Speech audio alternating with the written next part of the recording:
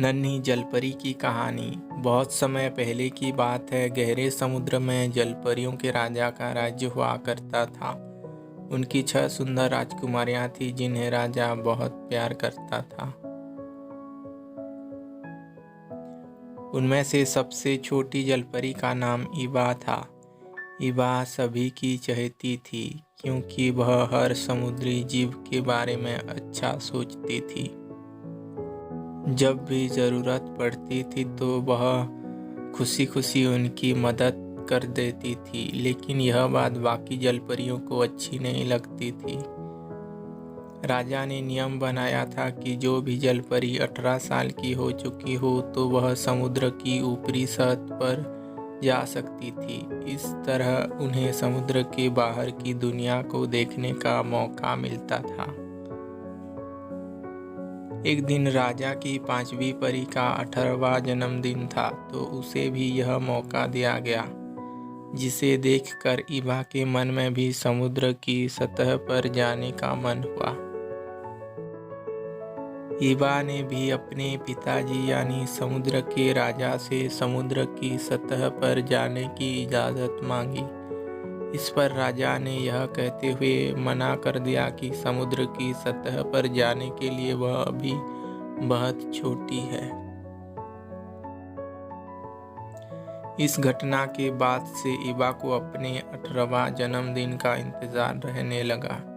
समय बीतता गया और ईबा अपनी दादी से समुद्र के बाहर की दुनिया के बारे में पूछती रहती थी।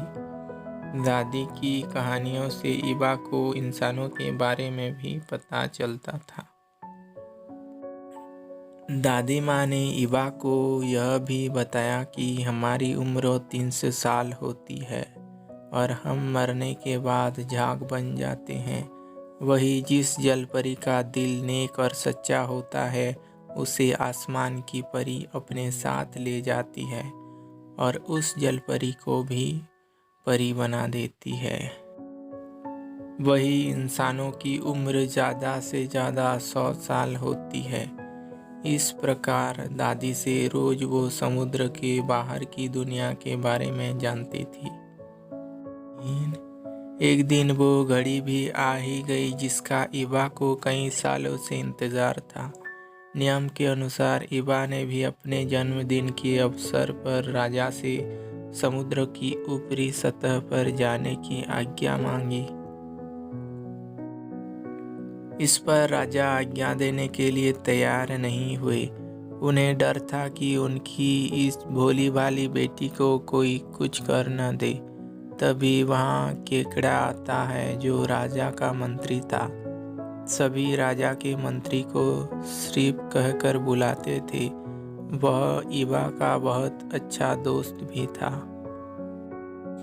समुद्र की सतह पर जाने की आज्ञा दी। राजा से आज्ञा लेकर वो दोनों खुशी खुशी समुद्र की ऊपरी सतह की ओर चल देते हैं।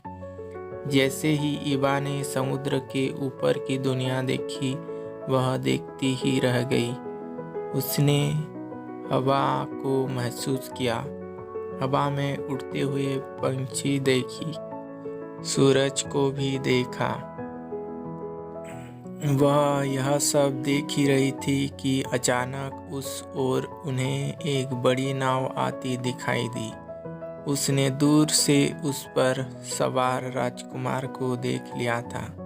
उसे देखते ही ईबा को उस पर राजकुमार से प्यार हो गया। तभी अचानक समुद्र में तूफान आ गया और राजकुमार की नाव तूफान में फंसकर टूट गई। यह सब देखकर ईबा का मन भावुक हो गया और वह तुरंत राजकुमार को बचाने के लिए बढ़ चली। राजकुमार बेहोश हो गया था। ईबा बेहोशी की हालत में उसे समुद्र के किनारे ले आई। समुद्र के किनारे आकर वह राजकुमार को देखने लगी। तभी अचानक वहां किसी के आने की आहट सुनाई दी। इस पर वह झट से एक चट्टान के पीछे छिप गई। उसने देखा कि वहां कुछ राजकुमारियां आकर राजकुमार के पास रुक गई हैं और उसे होश में लाने की कोशिश कर रहे हैं। राजकुमार ने होश में आते ही उसके पास खड़ी राजकुमारी से पूछा कि क्या उसकी जान उस राजकुमारी ने बचाई है। तब उस राजकुमारी ने झूठ बोलते हुए हाँ में उत्तर दिया। यह सब ईबा देख रही थी। उसे यह अच्छा नहीं लगा कि राजकुमार की जान बचाने का झूठा श्रेय वह राजकुमारी ले रही थी। फिर भी ईबा खुशी थी कि राजकुमार की जान बच गई थी। उसके बाद ईबा वहाँ से निकलकर वापस समुद्र की गहराइयों में अपने महल आ गई। वापस महल आने के बाद उसका मन कहीं भी नहीं लग रहा था। उसे अब हर पल बस राजकुमार की याद सता रही थी। तभी वहाँ श्रीप आया और उससे ईबा से पूछा कि वह क्यों उदास है। तब ईबा ने उसे पूरी बात बताई। श्रीप ने कहा कि यहाँ काले समुद्र की ओर एक डायन रहती है। वह शायद तुम्हारे इस मामले में कुछ मदद कर सकती है, लेकिन उसके ऊपर भरोसा नहीं किया जा सकता है। ईबा किसी की भी हालत में राजकुमार को पाना चाहती थी। इस कारण वह बिना कुछ सोचे समझे डायन के पास जाने के लिए चल देती है। डायन ने जैसे ही उसे अपनी गुफा में आते हुए देखा तो जादुई आईने से उसके बारे में पूछा। तब आईने ने बताया कि वह राजकुमारी है जिसका दिल बहुत साफ है। वह बहुत जल्दी आसमान की परी बनने वाली है। जिस दिन वह परी बनेगी उस दिन तुम्हारे पाप की दुनिया और तुम्हारा दोनों का अंत हो जाएगा। डायन ने यह सुना तो उसने कहा कि मैं ऐसा कभी नहीं होने दूंगी। इतने में ईबा डायन के पास पहुंच जाती है और अपने दिल की बात उसे बताती है। इस पर डायन कहती है कि वह उसकी मदद तो कर सकती है, लेकिन जब वह इंसान बनेगी तब उसकी आवाज़ चली जाएगी। यह सुनकर ईबा कुछ देर सोचने लगती है। फिर उसने कहा कि वह राजकुमार के लिए कुछ भी कर सकती है। डायन मन ही मन हंसी और उसने ईबा को एक जादुई शरबत दिया। डायन ने कहा कि जैसे ही वह समुद्र के किनारे पहुंचकर इस शरबत को पिएगी वह इंसान बन जाएगी। ईबा तुरंत शरबत को लेकर समुद्र की ऊपरी सतह की ओर बढ़ने लगती है और जल्दी ही वह किनारे पहुंच जाती है। किनारे पर पहुंचते ही ईबा उस जादुई शरबत को पीती है और बेहोश हो जाती है। शरबत पीने के बाद ईबा की पूंछ अब पैरों में बदल चुकी होती है। तभी जलपरी से इंसान बन चुकी बेहोश ईबा पर राजकुमार की नज़र पड़ती है और वह ईबा की खूबसूरती को देखता ही रह जाता है। वह उसे अपने महल ले आता है। ईबा को देखने के बाद कहीं न कहीं राजकुमार को भी उसे प्यार हो जाता है, लेकिन उसने उस राजकुमारी को शादी का वचन दे दिया था जिसने राजकुमार को बचाने का झूठ बोला था। ईबा को जब होश आया और वह चलने लगी तब राजकुमार उसके पास आया और उससे उसके बारे में पूछने लगा। इस पर ईबा कुछ भी नहीं बोल पाई और बहुत दुखी हो गई।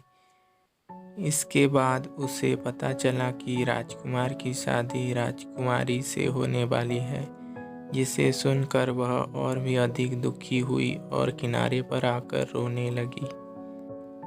जब श्रीप ने यह सब बात सुनी तो उसने पूरी बात समुद्र के राजा और राजकुमारियां को बताई। राजा सीधा किनारे की ओर जाने लगा और राजकुमारियां डायन की गुफा की ओर।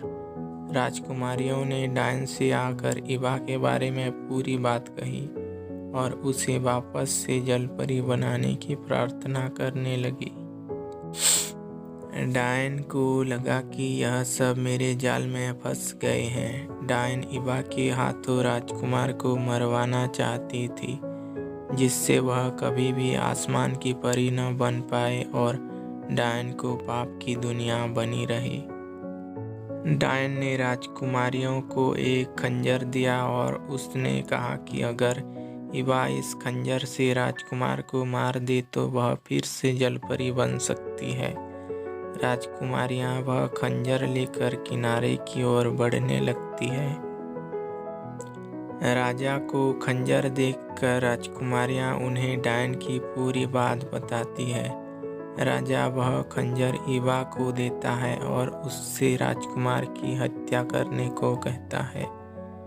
ईवा खंजर लेकर महल की ओर बढ़ती है, लेकिन वह राजकुमार को पसंद करती थी, इस कारण वह रास्ते से वापस आ गई।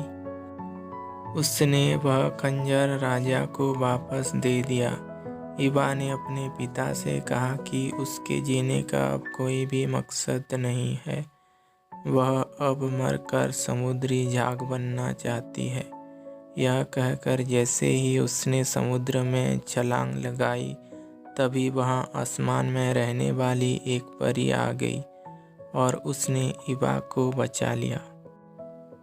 परी ने ईवा को बचाते हुए कहा कि हम ईवा को अपने साथ ले जा रहे हैं और आज के बाद से यह आसमान की परी बनकर हमेशा के लिए वही रहेगी। ईवा के परिवार वालों ने जैसे ही यह बात सुनी, सभी बहुत खुश हो गए। ईवा के परी बनते ही डायन का जादू समाप्त हो जाता है। इतने में ईवा के पीछे पीछे वहां राजकुमार भी आ पहुंचता है। राजकुमार वहां मौजूद सभी जलपरियों और आसमानी परी को देख हैरान रह जाता है। वह ईवा को बताता है कि वह भी उससे बहुत प्यार करता है। ईवा इस पर राजकुमार से कहती है कि इस जन्म में ना सही, लेकिन अगले जन्म में हम ज़रूर मिलेंगे। तो फ्रेंड्स, इस कहानी से हमें ये सीख मिलता है कि साफ मन से अच्छे काम करने वालों का कभी बुरा नहीं होता। वही दूसरों का बुरा चाहने वाले के साथ हमेशा बुरा ही होता है।